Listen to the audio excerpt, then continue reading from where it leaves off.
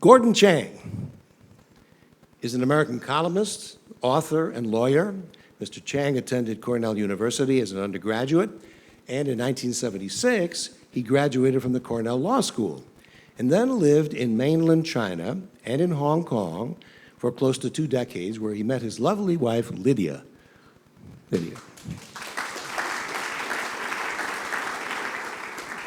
Where he worked for a number of law firms there.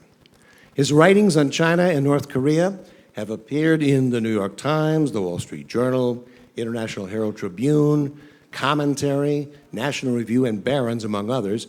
And he has appeared on CNN, Fox News, MSNBC, CNBC, PBS, Bloomberg Television. So the message is here is that what he is talking about basically is non-political. We're not talking, it covers all bases. This is about China, and China affects all of us, okay?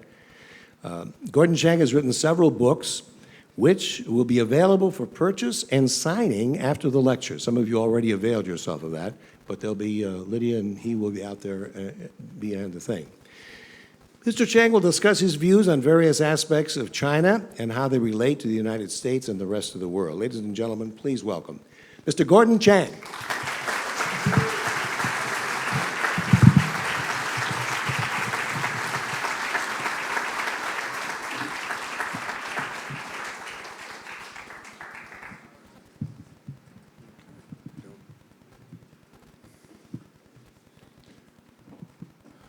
Well, thank you very much, Paul.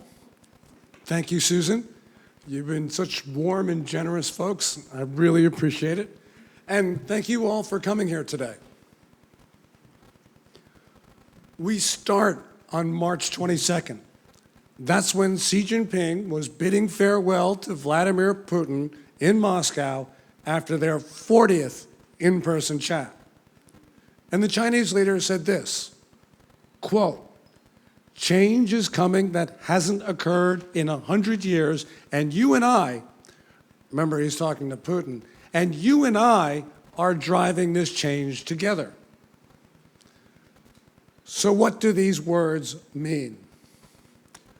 I'd like to try to explain that by putting them into the context of recent developments. Today, the world is changing faster than our ability to understand it. And that means probably some of our assumptions about how the world works are obsolete. And if they are, then we probably do not comprehend the danger. It feels like we have just passed from an historic inflection point, transitioning from a period of general calm to one of constant turbulence. And in this new era, war can spread from Ukraine both east and west across the Eurasian landmass, and perhaps to North Africa as well. And this war could cause unimaginable devastation. Putin has been threatening to use his most destructive weapons, and he has even put his nukes on high alert. President Biden, in response, has told the American people not to worry about nuclear war. Presidents always try to reassure their publics, but nonetheless, we need to be concerned. Putin has a doctrine called escalate to de-escalate, or escalate to win. In other words, to use nuclear weapons in a conventional conflict. And the Chinese have also been threatening to use their nukes. Beginning in July of 2021, China threatened to incinerate Japan and Australia. Chinese generals and political leaders have throughout this century periodically threatened, unprovoked, but have threatened to destroy American cities. In March of last year, the Chinese military said it would impose the quote-unquote worst consequences on those coming to Taiwan's aid. There are, unfortunately, 2 large aggressive states that are working together. China and Russia view the world in the same terms, and we know that they are wanting to take down not only the United States, but also the international system. And both China and Russia have grand territorial ambitions. Vladimir Putin wants to annex neighbors in order to reconstitute the Russian Empire. And Xi Jinping, he wants to annex the world and the near parts of the solar system. Yes, I know it sounds ludicrous, but nonetheless, I'm not exaggerating. With regard to planet Earth, on July 1st, 2021, Xi Jinping gave a landmark speech to commemorate the centennial of the founding of China's ruling organization. And he infamously said that he wanted to crack skulls and spill blood. But in more significant and chilling words, he said this, quote, "The Communist Party of China and the Chinese people, with their bravery and tenacity, solemnly proclaim to the world that the Chinese people are not only good at taking down the old world, but are also good at building a new one." With these words, Xi Jinping was trying to impose China's imperial-era system, where Chinese emperors believed that they not only had the mandate of heaven over what they called Tianxia, or all under heaven, but they actually believed that heaven compelled them to rule the entire world. You'll hear a lot of smart people in this country say, "Oh, you know, the Chinese, they just want to compete with us." No, they don't. They don't want to compete with us. They do not even want to adjust the current international system. They want to overthrow it altogether, which means that China, once again, is revolutionary. But Xi Jinping isn't just satisfied with ruling the entire planet. Since 2017, Chinese officials have been talking in public about how the Moon and Mars should be considered sovereign Chinese territory. That's right, a part of the People's Republic of China. And that means they consider these near heavenly bodies to be like the South China Sea, theirs and theirs alone. And that means that they will try to exclude other nations from going to the Moon and Mars if the Chinese have the ability to do so. And we don't have to speculate about that because that's what they actually say in public. In April 2021, Beijing announced the name of its Mars rover and told us that the name of the rover is Zhurong. Zhurong, they said, was the god of fire. Mars, god of fire, makes a lot of sense. What Beijing didn't tell us, though, is that Zhurong is also the god of war and the god of the South China Sea. God of war. Is China actually going to plunge the world into war? Well, you know, they already have. They green-lighted the invasion of Ukraine. That was that joint statement between China and Russia, no limits partnership, issued just 20 days before Russia attacked Ukraine. But also, since then, they've been supplying Russia with the means to conduct that war. And so, yes, that's exactly what they have been doing. Now, a lot of Chinese officials, they're uncomfortable with the aggressive posture of Xi Jinping. But they can't do anything because China has a strongman system. You know, strongman rule is inherent in the Communist Party, which idealizes both domination and struggle. And so what we have right now is that system. Now, the rule of Xi Jinping resembles that of the first leader of the People's Republic, Mao Zedong, in the fact that both of them were trying to return China to totalitarianism, and their rule was marked by erratic decision-making. Now, Mao Zedong did this. He took a regime that was supposed to be run by a committee and turned it into one-man rule.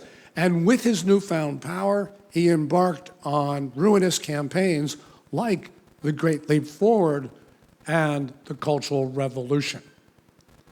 Now, Mao's successor, Deng Xiaoping, tried to normalize Chinese politics, but Xi Jinping has reversed the process, deinstitutionalizing the Communist Party. Again, we'll hear a lot of smart people in New York and Washington say that strongman rule is just an aberration in China. Well, we've seen strongman rule in the early years of the People's Republic, and we have also seen it in the current period. So, how do we deal with this? There are 2 points to consider. First of all, China is run by a militant regime that has identified the United States as its enemy. And second of all, the United States is no longer deterring China. On the first point, we've got to hand it to the Chinese rulers. They have not been trying to hide their antipathy towards us. What they have been doing is actually going out of their way to tell us how they feel. So, for instance, in May 2019, People's Daily, which is the most authoritative publication in China, actually carried a piece that declared a quote-unquote people's war on America. That phrase has great resonance in Communist Party history. And since that time, we have seen unremittent hostility on the part of the Chinese. Now, this is propaganda, and we're Americans, so we think we don't need to listen to what our enemies actually say about us. But this is a case where we should, because with this strident anti-Americanism, the Chinese regime is trying to justify to itself and to the Chinese people for a strike on the American homeland. James Lilly, our great ambassador to Beijing at the end of the 1980s and the beginning of the 1990s, he put it best when he said, the Chinese always telegraph their punches. Well, right now, Beijing is telegraphing punches. On the second point, that we're not deterring China.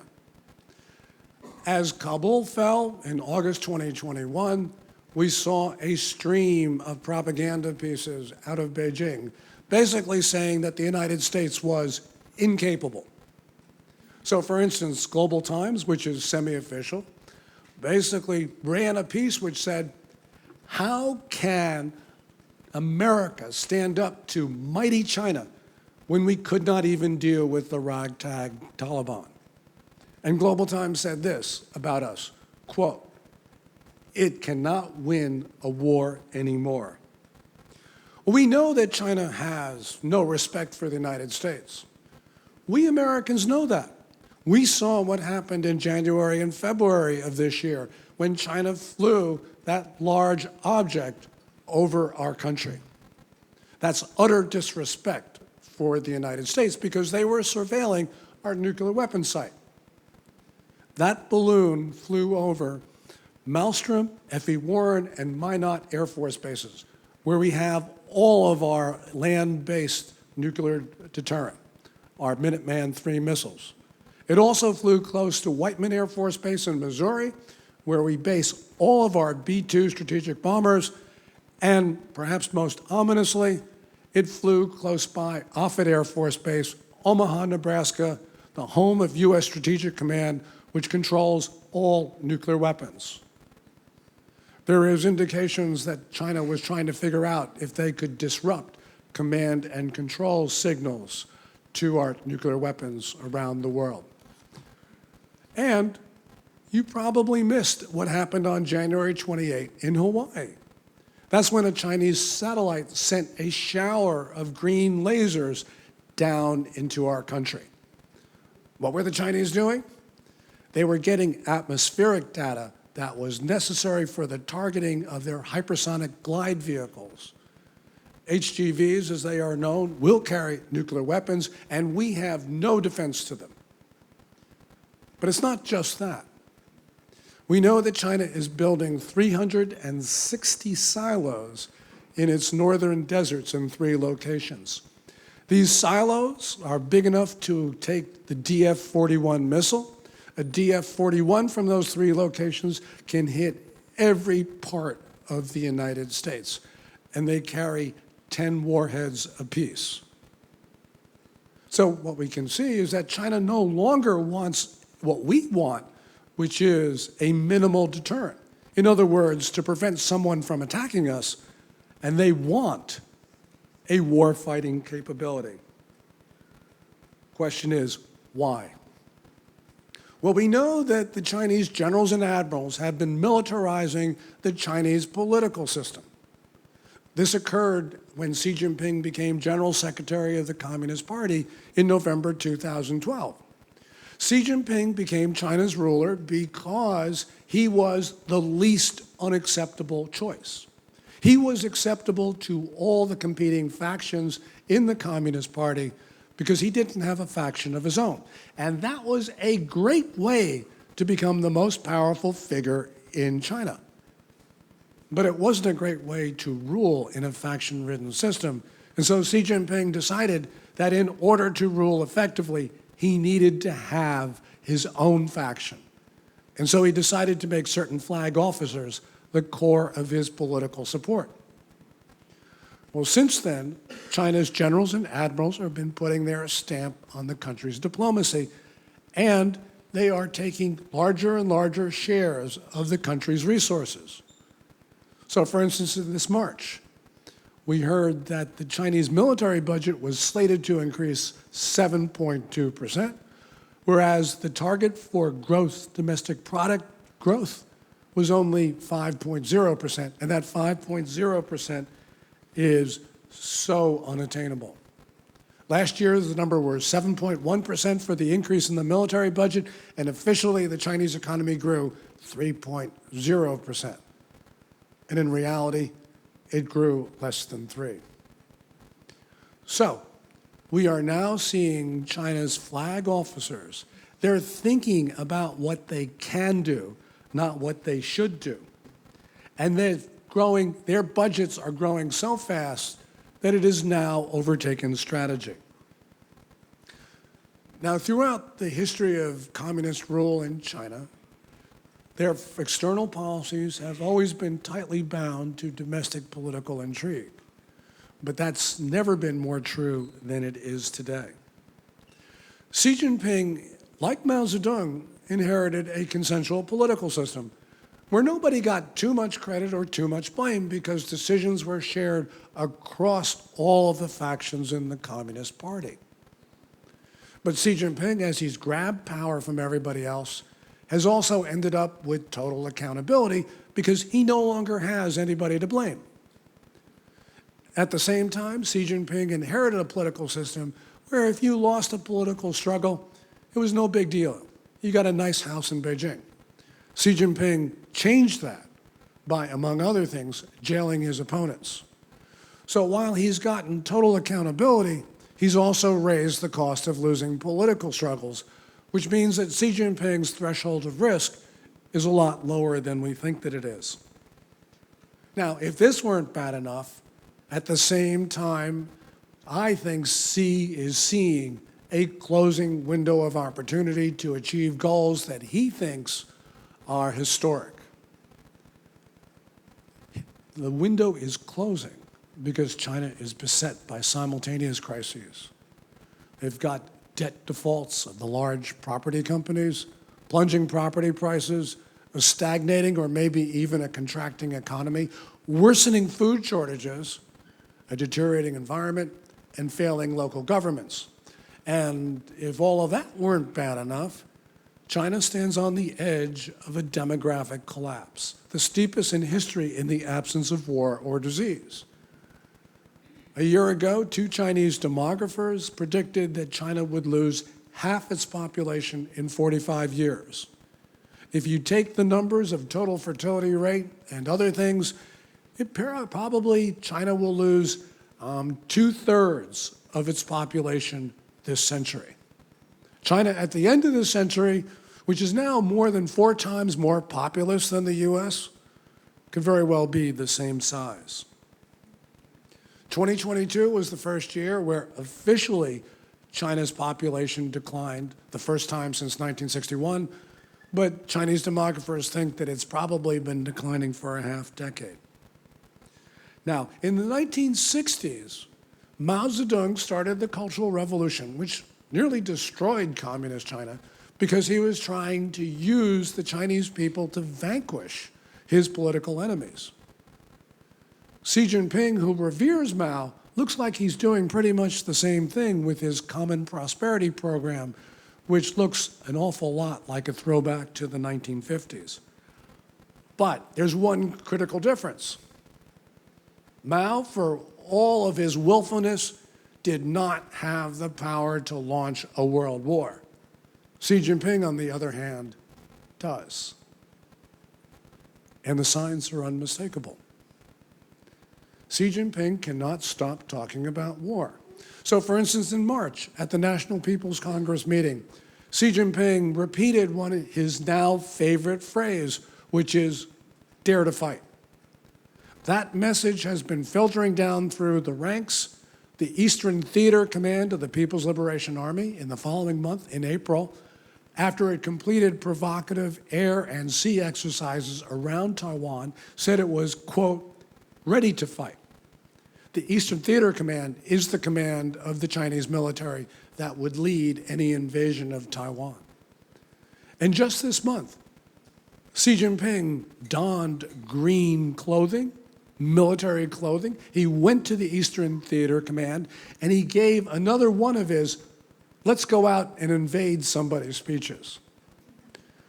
But this is not just Xi Jinping talking. We are seeing the Chinese implement the fastest military buildup since the Second World War. Xi Jinping is trying to sanction-proof his regime. He's stockpiling commodities, especially grain. We know that he's been surveying the United States for nuclear weapons strikes, as we just talked about. And he has also been preparing China's civilians for war.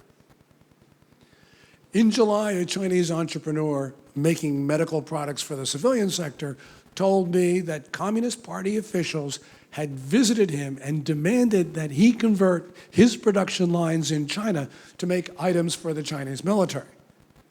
The Communist Party has been giving orders to other private factory owners in China.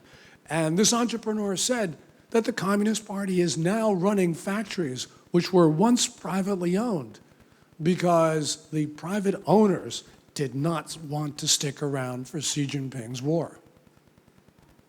We have also seen all sorts of new laws giving the Chinese military increasing authority over civilian society. And now China is developing and opening up these national defense mobilization offices across the country. And in the last couple of weeks, we have heard this. We are starting to learn of the purges that Xi Jinping has been implementing in the Chinese military against officers who are opposed to going to war. One of them, a famous former Air Force general, actually was handed a death sentence as a part of this campaign. And last week, we learned that the deputy head of the military's rocket force, which is the one branch that controls missiles and nuclear weapons, died, probably by suicide. So a war is coming. Henry Kissinger on June 7th, talking to Bloomberg, said that war between China and the United States over Taiwan is, quote unquote, probable. And war could happen soon. General Mike Minahan, who is commander of the Air Force's Air Mobility Command, in a memorandum that was leaked on January 27th of this year, said that he felt that he was going to be in a war with China in 2025. So what do we do? I've got three main tasks on my list. First of all, we got to recognize reality, that the international system has divided. It is no longer the post-Cold War period. China and Russia are effectively forming an alliance. Second, we need to have a grand strategy of our own. And mine is this: we should cut off the blunt supply to those who mean us harm. Specifically, that means severing investment, trade, and technical cooperation with the Chinese regime.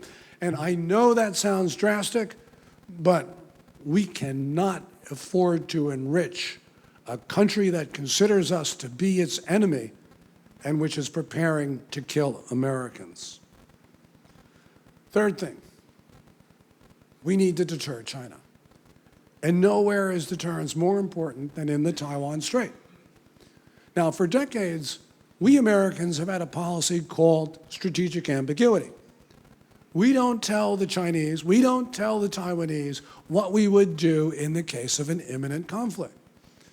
And obviously, strategic ambiguity has worked because for decades, there has been a general peace in Taiwan. But that peace was during a benign era. And we know from what the Chinese are saying that we no longer live in a benign era.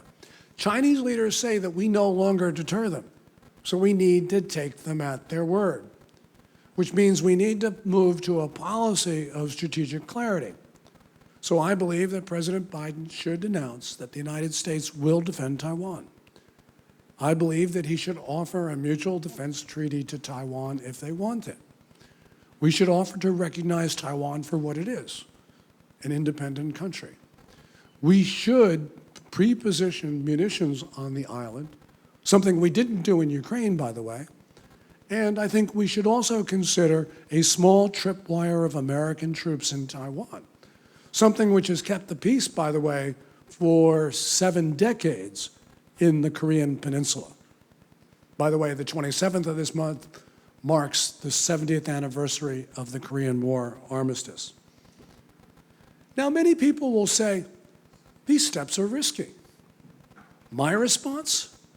Yeah, they're risky.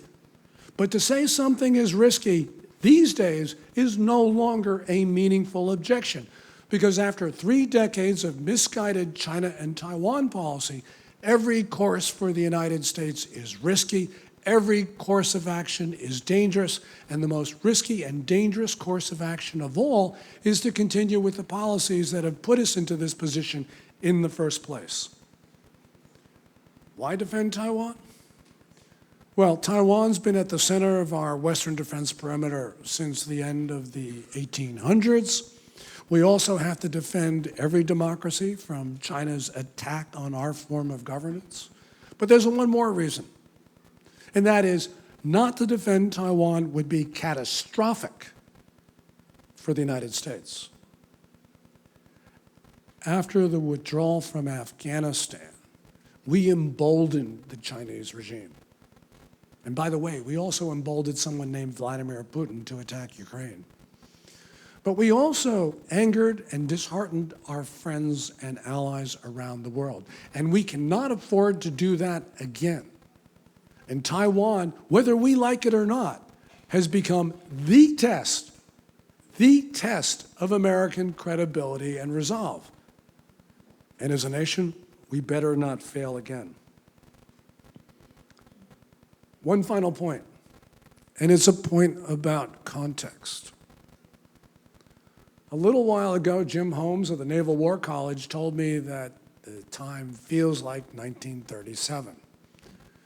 Now, 1937 was a year in which if you were living in Europe or America, you could sense the danger. If you were living in Asia, you would be even more concerned because that year saw the second Japanese invasion of China that decade. But no matter where you lived in the world, you could not be sure that the worst would happen, that great armies and navies would clash around the world, because you had hope that somehow national leaders could manage the situation. Well, as we know, the worst did happen. Matter of fact, what happened is far worse than almost everybody at the time imagined. And now, we are back not at 1937, but 1939. We're Americans. We know what to do. And it's very simple. We need to rebuild our defenses. We need to reestablish deterrence. And ladies and gentlemen, we do not have a moment to lose. Thank you. Thank you.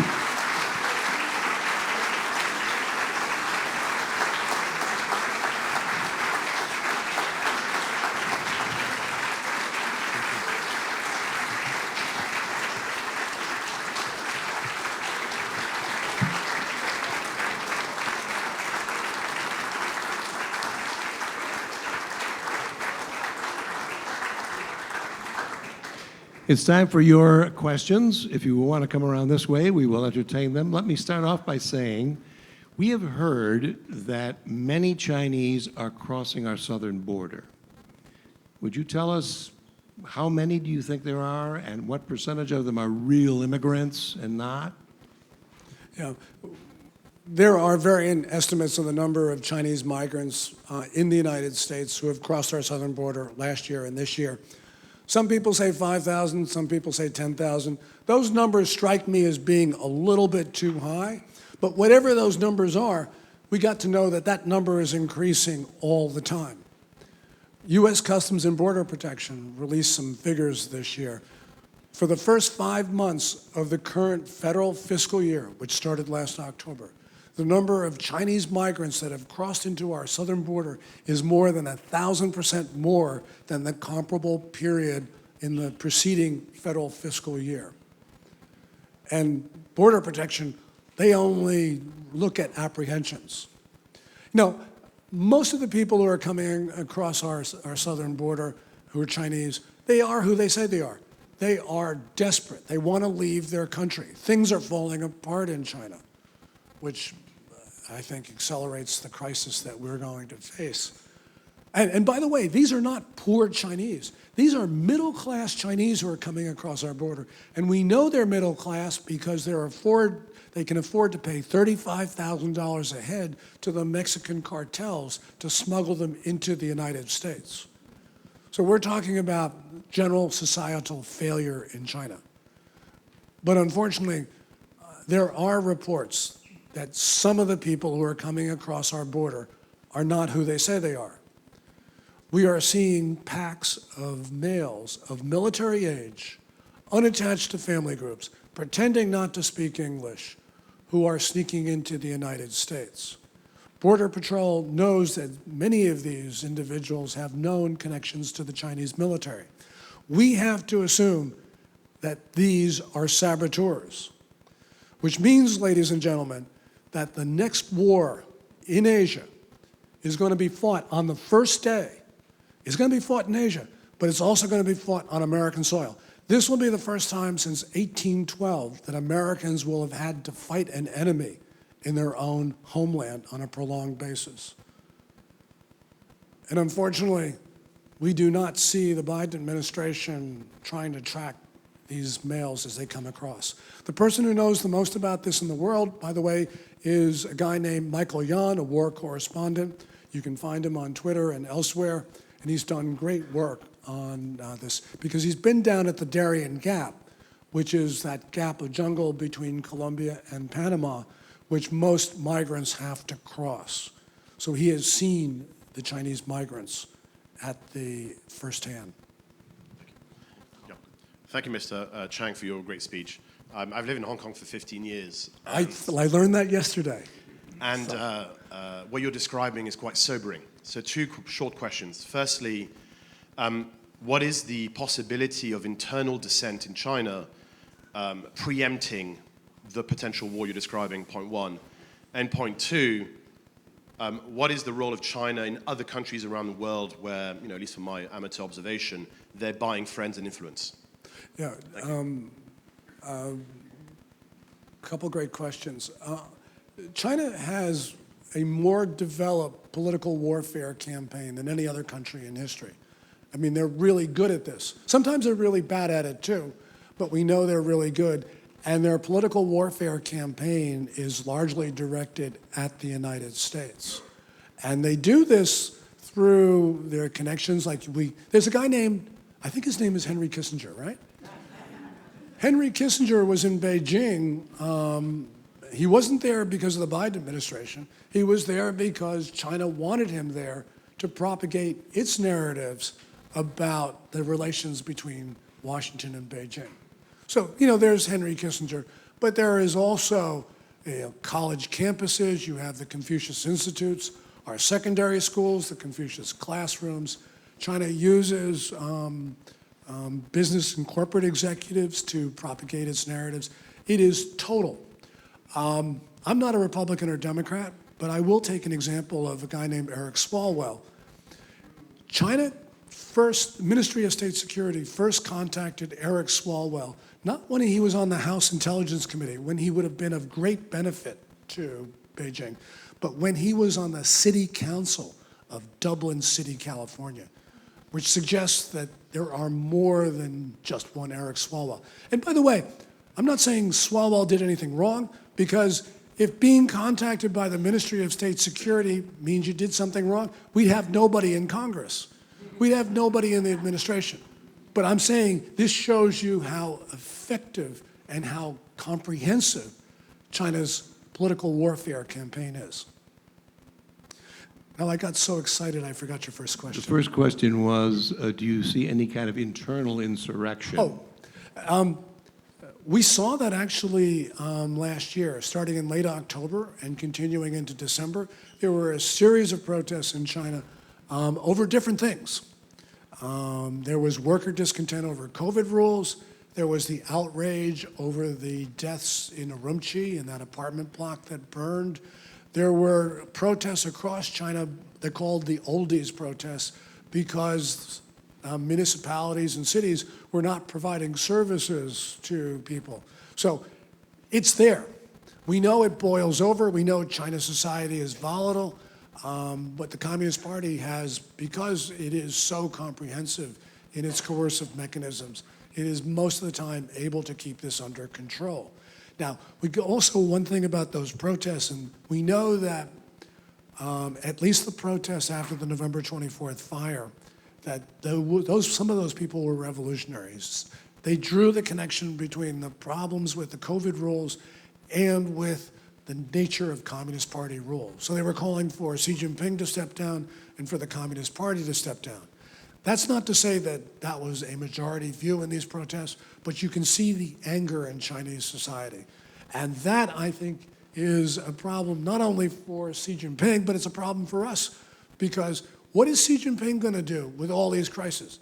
Is he going to let the economic crisis and the property crisis and the environmental crisis and the food crisis take their course and wash away the Communist Party?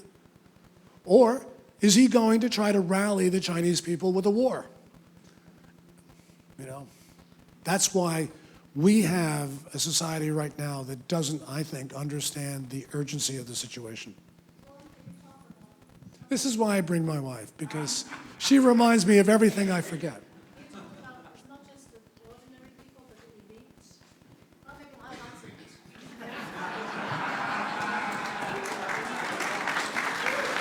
I just let him. So, for the first time, we have seen it's not just common folks who's protesting. We have seen the elites also dissenting because of COVID. There is a famous actress called Song Dan, who she's very well connected.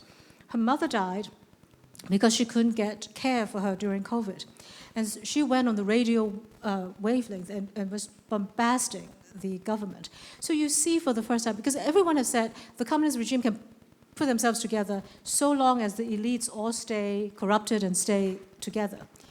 But now during COVID, unless you're on the really top Politburo Standing Committee, you don't get special treatment. And these elites are not used to not getting special treatment. So now you hear among elites dissent, and I think that's very significant.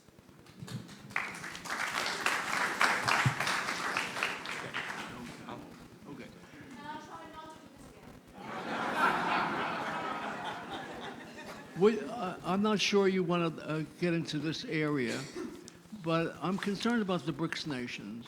And we know that Russia and China have come together to have gold-backed currency.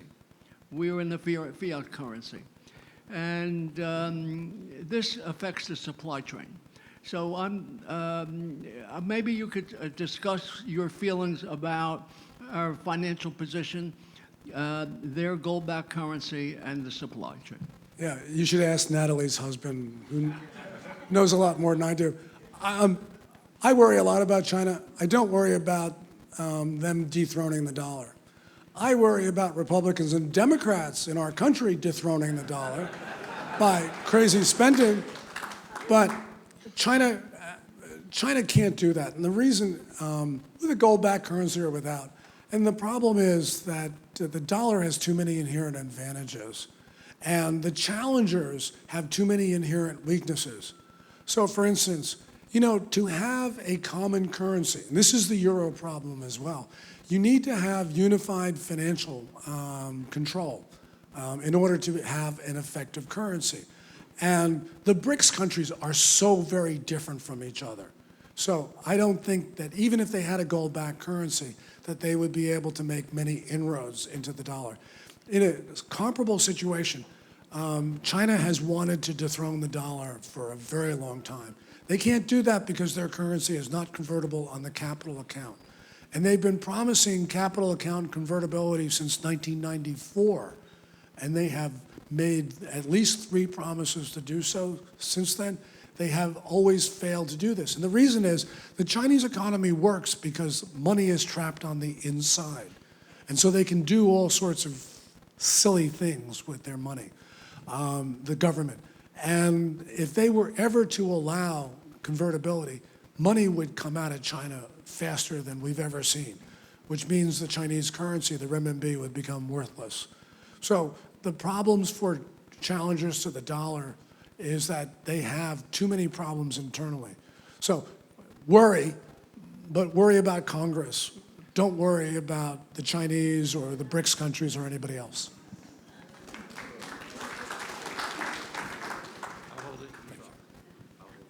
Okay. Mr. Chang, your assumptions about China versus Taiwan has been war gamed several times, and it's been published recently, and it doesn't really look all that wonderful for the United States. But what are your thoughts about making it worse, where President Xi gets his vassal state in Pyongyang and says, let's raise a little fuss in South Korea and split the forces? Yeah, that's a very perceptive question, and the reason is that if there were to be a war in Taiwan or the Philippines or Japan, because it's not just Taiwan, but if there were to be a war in East Asia, we can be sure of 2 things. One of them is that the North Koreans would pressure the South, and the second thing is that the Russians would pressure Japan. Right now, in the Sea of Japan, we have these naval exercises between China and Russia. And China and Russia have been striving towards interoperability. And although I don't think they're there yet, they're making fast progress. We know they're coordinating their policies. We know that Putin is dependent on Xi Jinping. So we have to assume that we face not just China, but we face Russia and North Korea as well.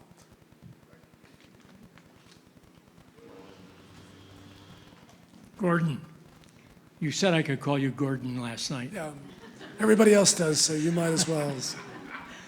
You haven't mentioned that within 6 months, there's going to be an election in Taiwan for the president. The current president, the lady Tsai Ing-wen, cannot be reelected. She's finished 2 terms, and there is a competing political party that is saying, do you want war or peace? They are for talking. They are in favor of communicating and talking with mainland China, with the PRC. And now there's a third and I guess a 4th political party coming. Would you comment on what you see might be the way this will go? Yeah. On January 13th of next year, Taiwan holds its presidential election, and Tsai Ing-wen cannot run because she's termed out. Her vice president, William Lai, is running, and he's ahead in the polls now, but not by much. There are two other parties, the Kuomintang, which is the main opposition party, and a new party, the Taiwan People's Party. Both of their candidates are pretty pro-Beijing. And to make this even more complicated, a guy named Terry Gao, who founded Foxconn, which if you have an Apple phone, Terry Gao made it. He did not get the nomination of the Kuomintang, and he's thinking of running a fourth party. So it's extremely complicated. The election boils down, as all Taiwan elections do, to domestic issues. But nonetheless, China is going to be an issue. And the two opposition parties are trying to paint William Lai, the front runner from the governing Democratic Progressive Party, as a warmonger. I don't think it's going to work. And the reason is that in Taiwan politics, like politics everywhere around the world, the most important factor is culture. And the Democratic Progressive Party, the governing party, is the party of the Taiwanese. Now, on the island, about 80% or so people identify themselves as Taiwanese only. To contrast that, the people on the island who identify as Chinese only is like 3 or 4%. And the two opposition parties are basically Chinese parties. But nonetheless, this is an election which is consequential. Beijing, when Anthony Blinken, our Secretary of State, went there last month, they spent most of their time talking about what our administration would do with regard to the Taiwan election. So we know that it's very important. In the interest of time, I didn't talk about that William Lai is scheduled to come to the United States next month on his way to Paraguay. And Beijing is wanting to prevent the Biden administration from giving Lai the permission to transit through the U.S. What the Biden administration does on the transit of William Lai will say a lot about the Biden administration's posture about defending Taiwan. So this is an important test for everybody. Gordon, with as many factions as are running in Taiwan, what constitutes a win? It's whoever gets the most votes. It's not where you have to get 50%. So plurality. It's a plurality. Okay, so you could have 20, and whoever gets out of the 20 gets the most. Yeah, which is, it's right now, William Lai has got maybe 35 or so percent. That would be perhaps enough to win the presidential election, considering how many other candidates, because he's facing two right now, but possibly Terry Gao as a fourth. And if there are indeed four main parties in the race, then 35% will do it for you. Okay. Of course, dear. I am still doing this. I want to add one thing about Taiwan. I think the people in Taiwan will make the right choice, especially after they have seen what happened to Hong Kong. I grew up in Hong Kong. I was born and brought up there. In 2019, when all these protests in Hong Kong, it is part of the reasons why it compelled Tsai Ing-wen to win a second election in a landslide. So the one country, two system that was designed and put in place in Hong Kong was actually designed for Taiwan. What Beijing wanted to do is, okay, I'm going to try it out in Hong Kong. It worked, and then you people in Taiwan wouldn't have to worry. But having seen what's happening in Hong Kong, the quick erosion of freedom in that city, I don't think any Taiwanese would want to be back into the fold with China. Well said. We have the strongest military in the world. Maybe. Why are we always reacting to the Chinese? Why don't we take some proactive measures in order to stop all this stuff? Why don't we tell them that if they do so-and-so, we're going to do so-and-so? The Israelis, on several occasions, took preventive action and were successful. Why don't we do this? Well, because we're the United States, and we think that's beneath us.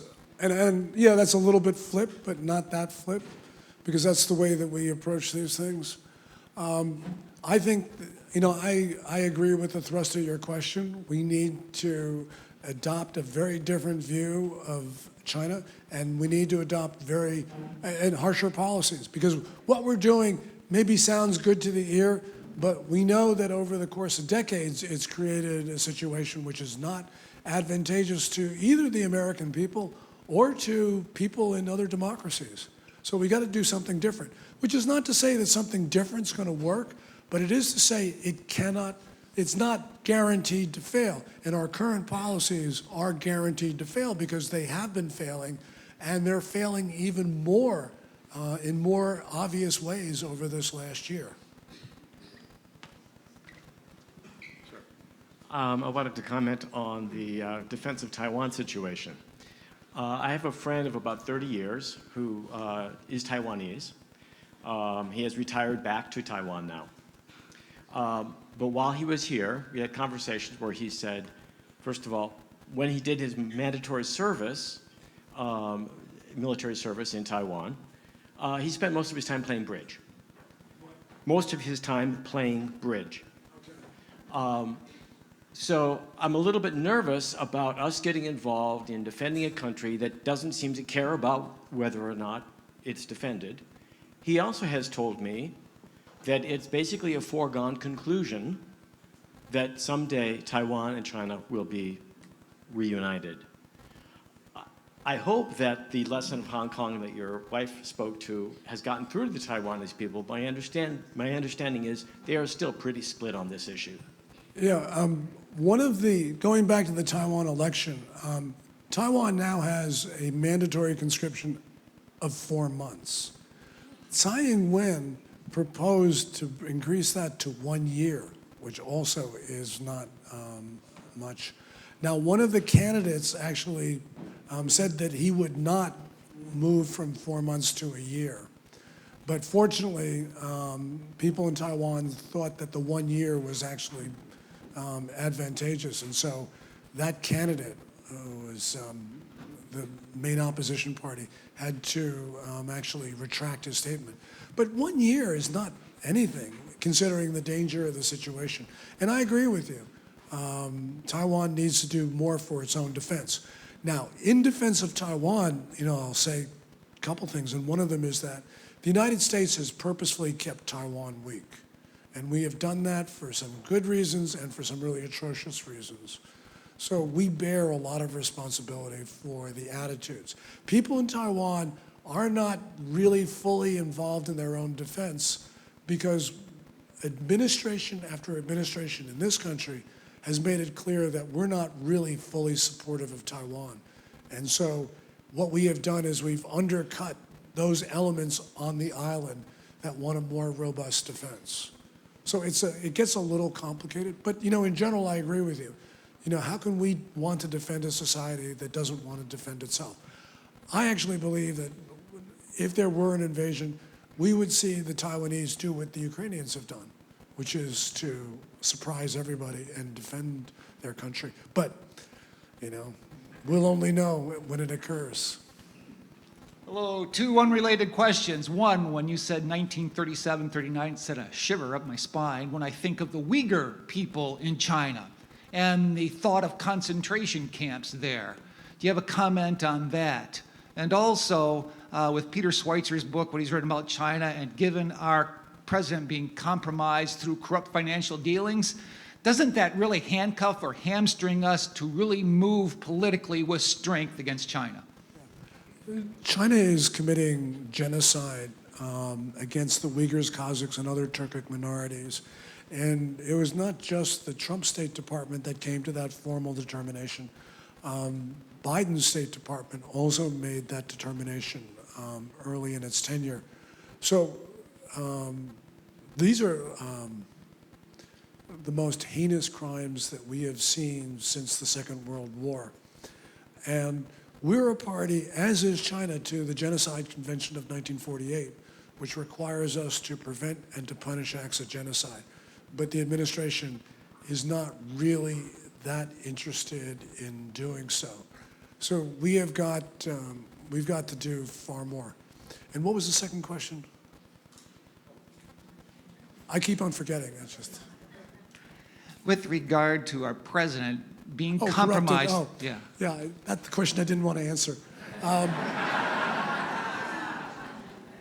Well, we know the Biden family has received millions of dollars from China because they've admitted it. We have the money trail, but also the Hunter Biden legal team in the middle of March said that yes, the Chinese state enterprise, CEFC, actually paid the Biden family, I think it was like $3 million or so, as, quote, good faith seed funds. And that is an admission of corruption, because corruption is the only explanation why a Chinese energy company in a commercial setting would pay that amount of money to a Biden family. No contract, no deals whatsoever. So there is the taint of corruption. The question is, has it affected Joe Biden? Has he actually received money that his children have received and his brother has received? Well, we're going to find that out. James Comer, the chairman of the House Oversight Committee, is not going to let this matter drop, and so we will learn that. But we got to remember that Biden's China policies might not be the result of corruption, because Robert Gates, our former defense secretary in the Bush 43 and in the Obama administrations, he famously wrote in 2014 in his memoir that Joe Biden, you know this, Joe Biden has been wrong on nearly every foreign policy and national security decision of the past 4 decades. And Gates was right. So, to a certain extent, it doesn't matter whether it's the result of corruption or not. But obviously, in our democracy, we cannot allow any country, especially China, to purchase the president of the United States. The Chinese, by the way, actually think that they bought Biden, and we know this through a number of different things. But the point is, it's going to be something that we will learn, and we absolutely have to learn as a democracy. Before we have the final question, I'd like to encourage. She's hiding behind me. I will make the answers You need quick. to be taller, okay? I'll make the answers quick. Okay, 2 questions. I'm going to say, before the final 2 questions, since obviously the women are ruling this procedure, we want to say don't leave immediately, even though the heat is getting oppressive, before final curtain, so to speak. Thank you for a very clear presentation. I have 2 questions. First is, given the geopolitical linkage between Xi and Putin, what would you, if you had the opportunity to advise Biden at present, what would you advise him regarding the U.S.'s position or help to Ukraine? And the second question Okay, is... let me answer them one at a time, because I'll forget the second one. Okay.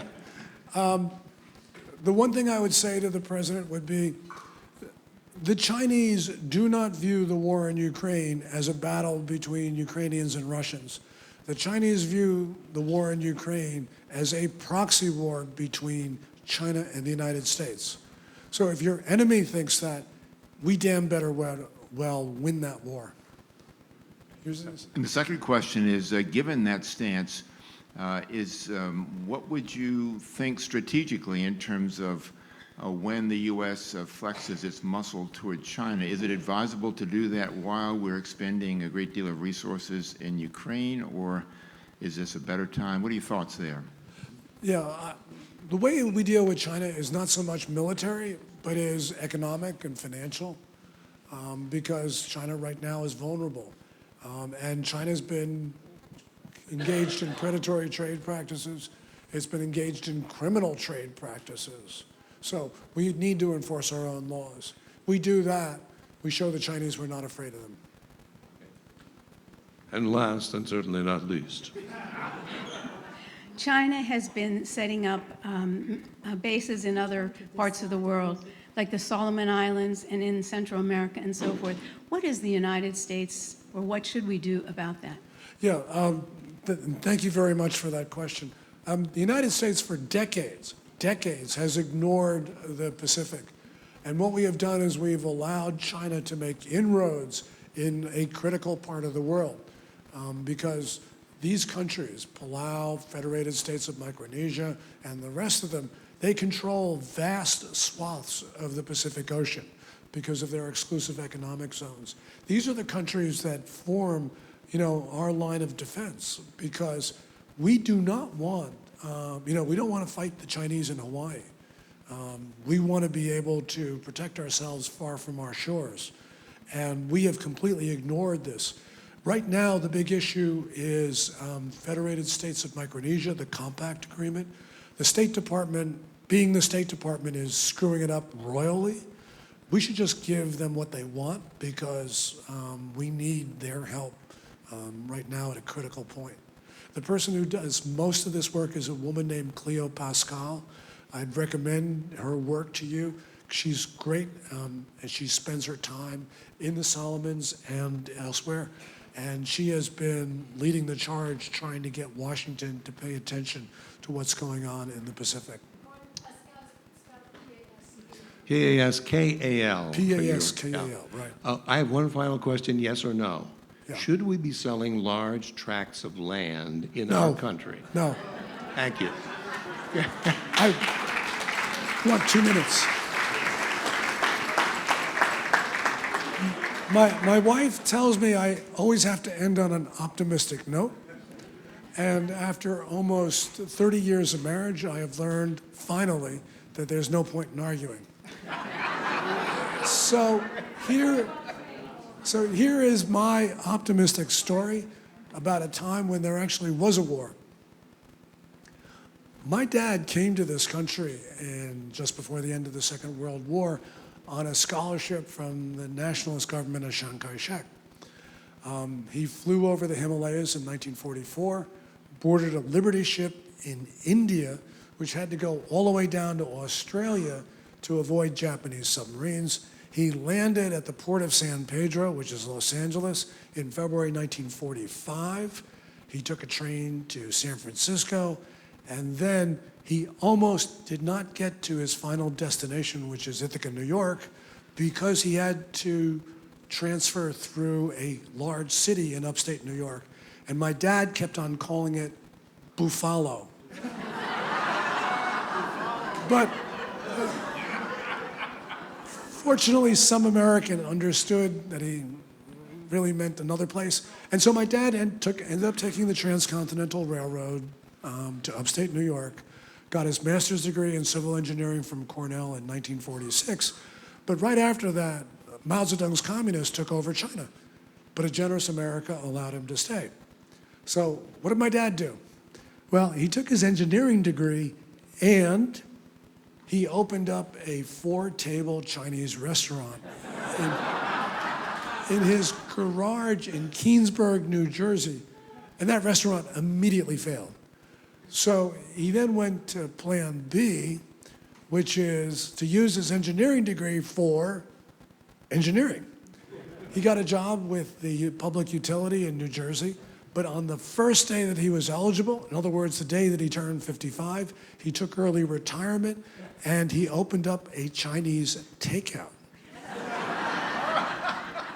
Now, I'm glad he didn't open a laundry because that would be too much of a stereotype. But this takeout did well. It became a small Chinese restaurant, which became a larger Chinese restaurant. And my dad took some of the money out of that and bought a building in the town where he then lived, which was Madison, New Jersey.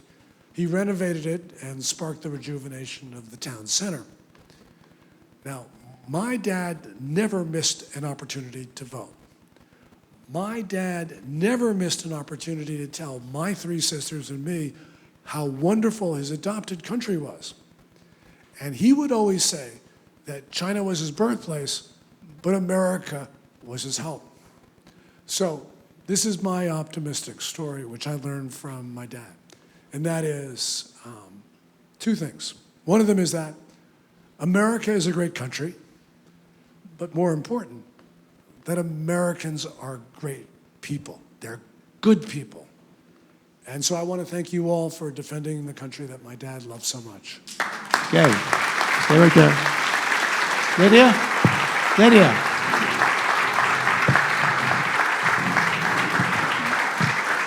We're going to make a presentation. We're going to make a presentation normally to the guest speaker.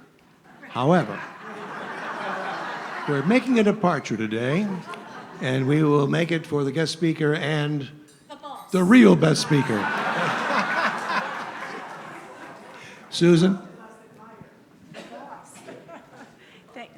anyway, thank you on behalf of all of ABC supporters. We are absolutely thrilled that you are here today, and it has been a joy meeting you, two of the nicest human beings you can ever meet. Thank you.